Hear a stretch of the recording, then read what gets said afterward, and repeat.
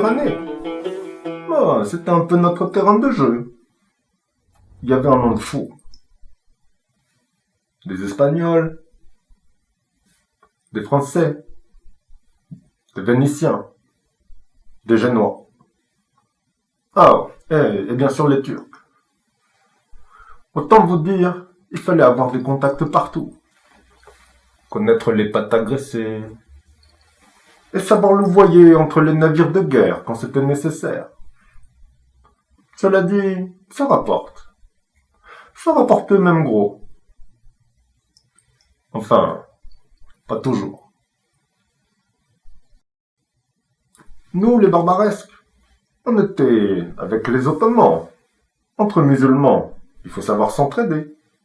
C'est normal. Alors on commerçait, honnêtement, attention, avec tous les navires, sauf les leurs qu'on laissait tranquilles. Après, ils nous achetaient nos cargaisons. À un prix, ma foi, très correct. Le roi de France, le roi d'Espagne, d'Angleterre, des vizirs tout au plus. Non, sérieusement, on contrôlait les 3/4 des terres autour de la Méditerranée. Alors oui, on était plutôt alliés avec les Français, ennemis avec les Espagnols, mais tout ça, c'était des affaires de périphérie, des trucs de provinciaux. Non, ce qui comptait vraiment, c'était le contrôle du harem. La progéniture de mon fils, mon Ibrahim, la prunelle de mes yeux. Le Khan Padishah, le sultan du grand empire ottoman. Garantir la lignée, tout ça. Je pourrais vous parler des heures de mon petit-fils Mehmet. Qu'il était beau!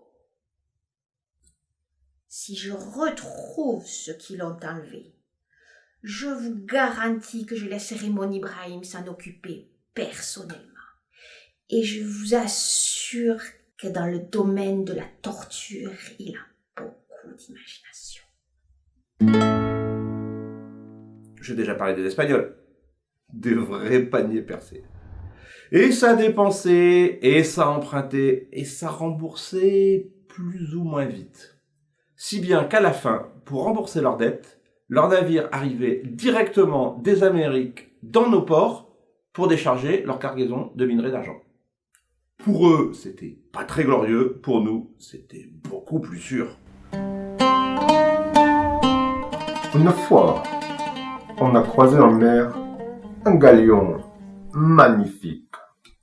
Un espagnol, 4 mâts, gras comme une baleine. Des canons partout.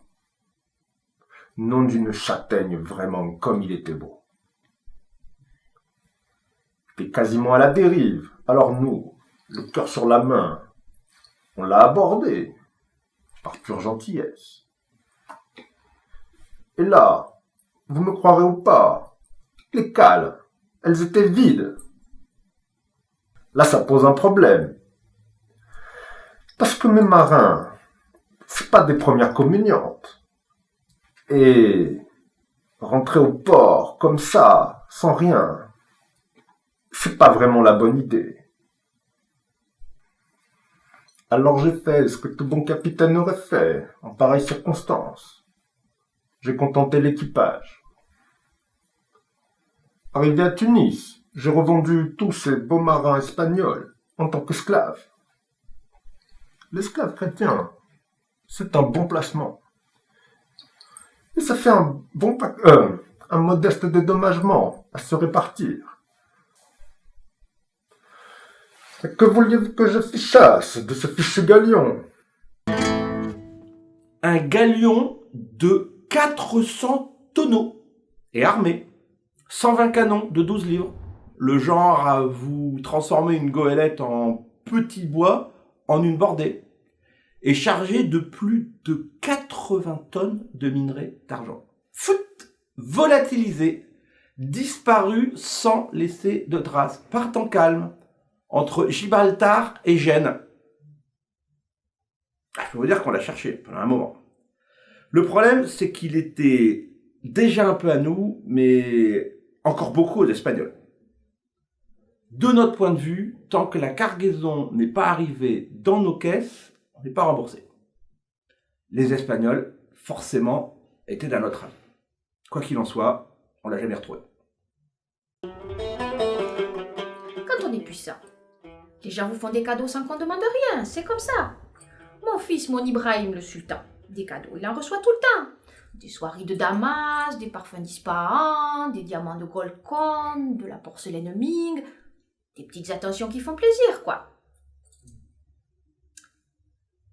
Mais cette fois-là, je dois reconnaître qu'on s'y attendait vraiment pas. Un matin, on a vu arriver un gigantesque navire espagnol.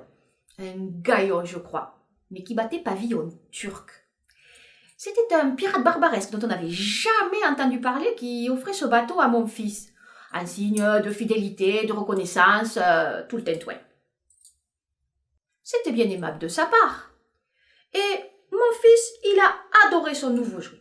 Il a fait pendre une demi-douzaine de pouilleux à sa grande vergue pour l'accueillir comme il se doit dans notre flotte, mais c'était un tel monstre que même nos meilleurs marins n'ont pas pu le manœuvrer.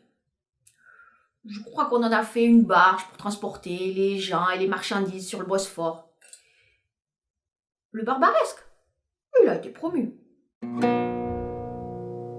C'était en 1644. Cela faisait plusieurs semaines que je répertoriais, classifiais, dessinais les espèces endémiques d'Ibiza, cette petite île de l'archipel des Espagnes. Un matin, j'étais sur la trace d'un Lacertidae encore inconnu, en proche du Timon lepidus. Oui, bon, un gros lézard. J'avais vaguement aperçu au loin une espèce de tumulus qui devait dater probablement de bien avant l'ère chrétienne. Et voilà qu'en surgissent 4 individus véritablement incroyables, vêtus de tenues de bonne facture mais complètement saugrenus et semblables en rien aux pittoresques haillons que portent les habitants de l'île. Et bien sûr, plus de lézards. Oui, il y a quelques années, on a découvert qu'il y avait un peuple sous la terre.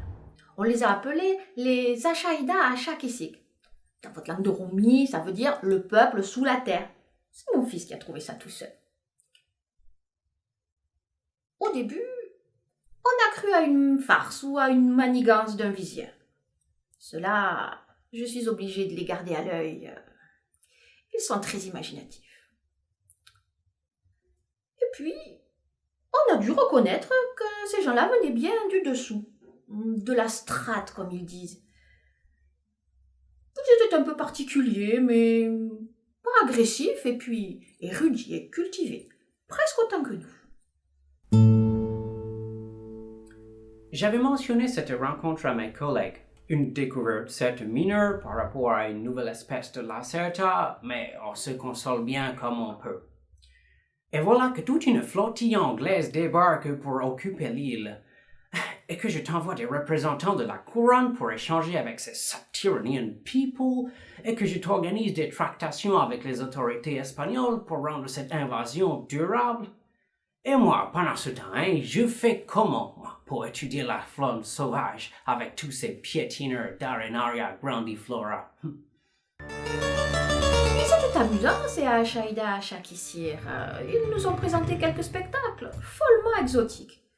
Sami Ibrahim, de si bonne humeur qu'il n'a fait exécuter personne pendant presque une semaine.